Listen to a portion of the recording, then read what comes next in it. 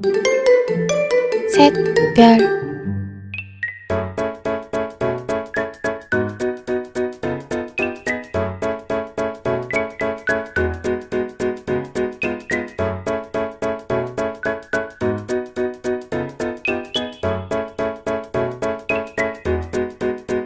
Assalamualaikum warahmatullahi wabarakatuh.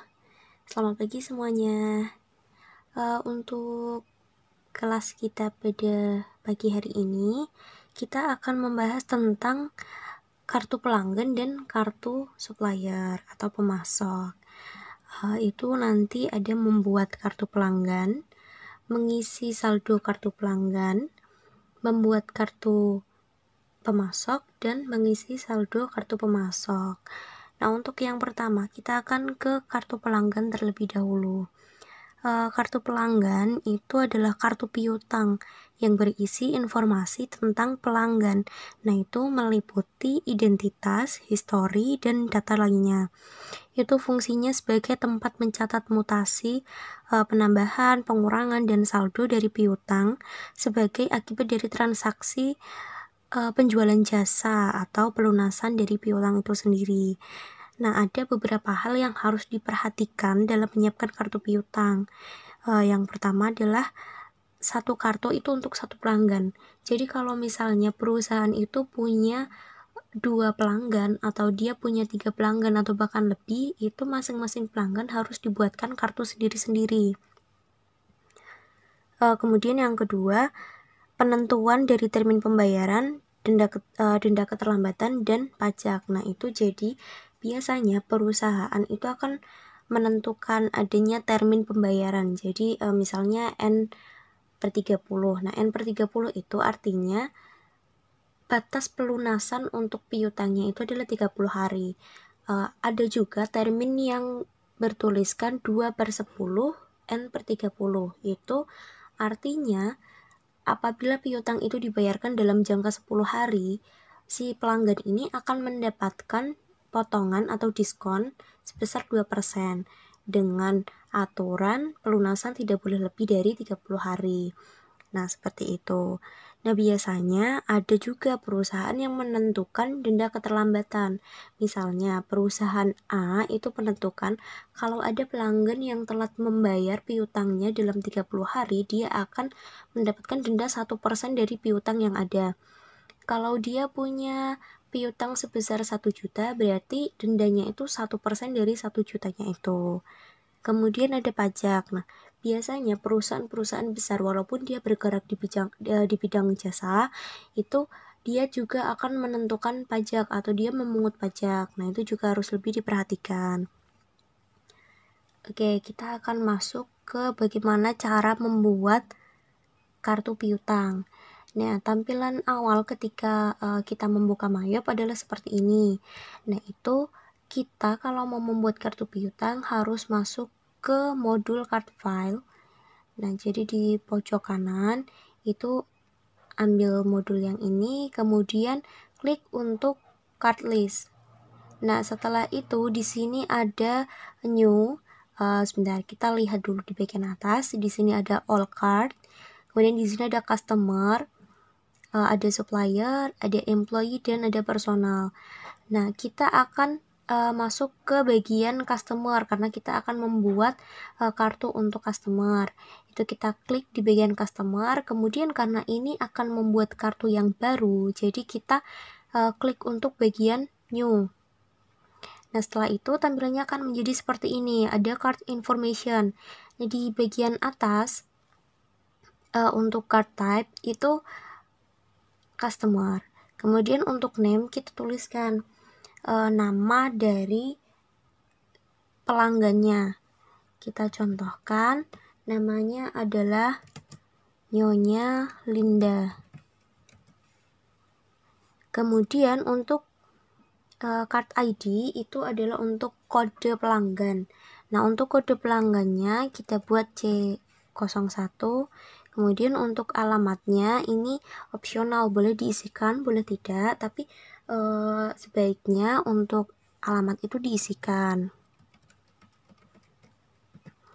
Nah, Untuk city, state, country itu bisa mengikuti. Jadi nanti tergantung dari data perusahaan yang kita punya.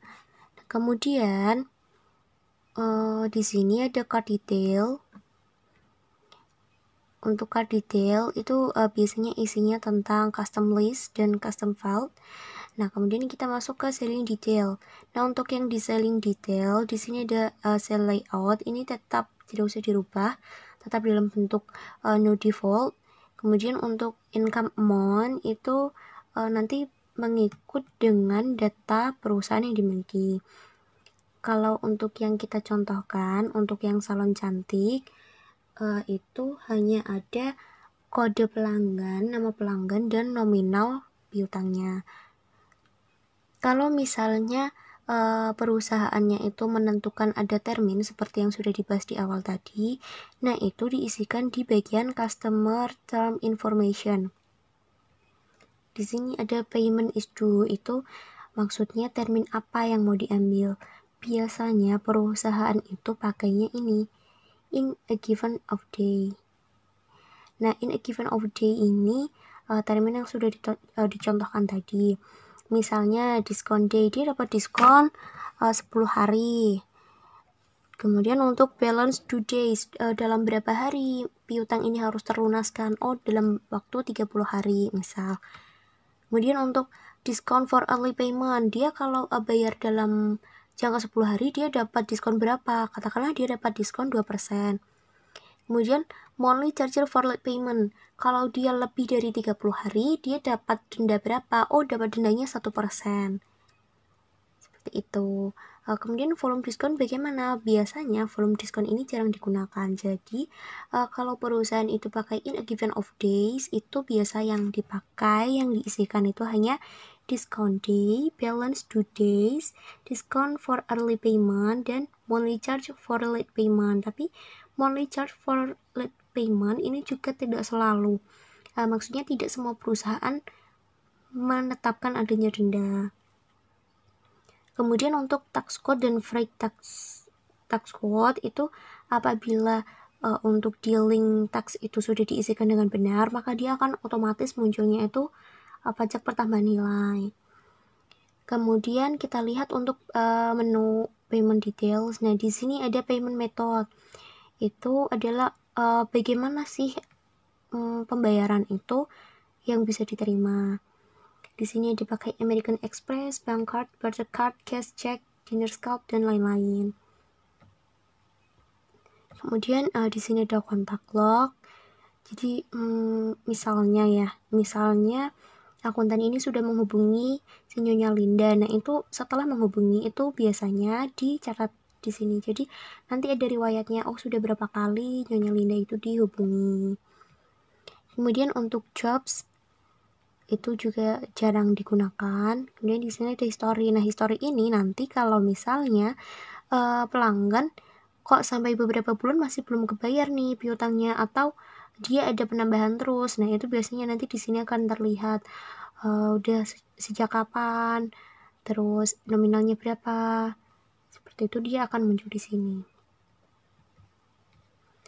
Nah, kalau sudah selesai, ini tinggal diklik OK. Nah, untuk membuat kartu piutang caranya seperti itu, dan itu diulang sampai semua kartu piutangnya itu masuk ke card listnya customer. Kemudian untuk membuat saldo awal dari piutang pelanggan itu kita masuk ke bagian setup. Kemudian kita pilih balances. Sama seperti waktu kita membuat saldo awal akun, tapi kalau di saldo awal akun kan kita ambil yang akun opening balance. Nah, ini kita ambil yang customer balance. Itu kita klik add cell, kemudian customer name-nya diisikan yang bersangkutan. Misalnya Nyonya Linda. Nah, itu di sini kan dia keluar termnya tadi. Invoice-nya berapa? Misalnya dia invoice-nya SC002. Nah, tanggal berapa? Oh, tanggalnya tuh tanggal 12 bulan 12 tahun 2020. customer PO-nya berapa, customer PO-nya 89 katakan. Memonya, nah memonya itu saldo awal, karena kan ini saldo piutang awal kan. Total including tax ini berapa sih nominalnya piutang Nyonya Linda. Nah di contohnya kita itu ada piutangnya tuh 150.000. Nah untuk tax code, kalau misalnya dia memang masih harus kena PPN lagi, berarti ini tax code-nya tetap PPN. Tapi kalau dia 150.000 itu udah ada PPN-nya, berarti dia tinggal ambil yang not reportable, jadi dia nggak kena pajak lagi. Kalau tadi di job itu diisikan, nah di sini akan kelihatan jobnya itu apa. Tapi kalau jobnya itu tidak diisikan, ya berarti jobnya itu kosong. Kemudian klik record.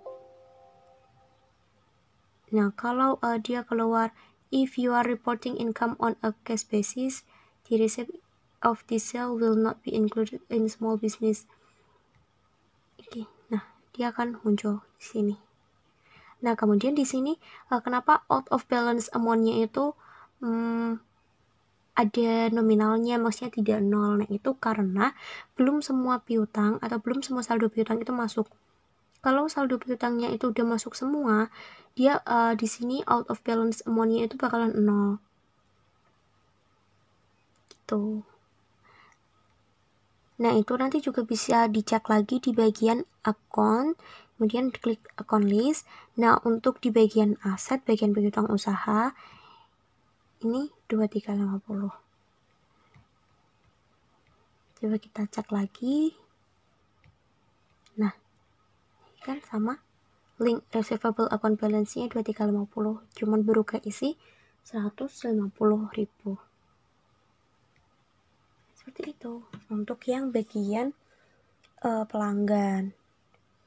Kita lanjut di part 2 untuk yang bagian pemasok atau supplier. Assalamualaikum warahmatullahi wabarakatuh. Sebelum lanjut ke yang part 2, kita lihat ya, kalau misalnya semua kartu piutangnya itu sudah masuk, itu kalau di kartlist nanti dia jadi seperti ini, dia muncul semua kan. Ini sudah ada nominalnya karena saldonya sudah dimasukkan. Itu buat lihat udah balance atau belum, klik di setup, kemudian balance. Nah untuk di sini ada di customer balance tadi. Kalau sebelumnya waktu hanya Nyonya Linda yang sudah dimasukkan itu kan saldonya masih di sini masih minus ya, maksudnya masih ada nominalnya. Nah karena ini saldo piutangnya itu udah masuk semua, jadi untuk semua pelanggan itu sudah masuk, dia out of balance amount-nya itu udah jadi 0. Karena untuk nominal per pelanggannya tuh kalau di total sudah sesuai dengan saldo piutang yang di account list.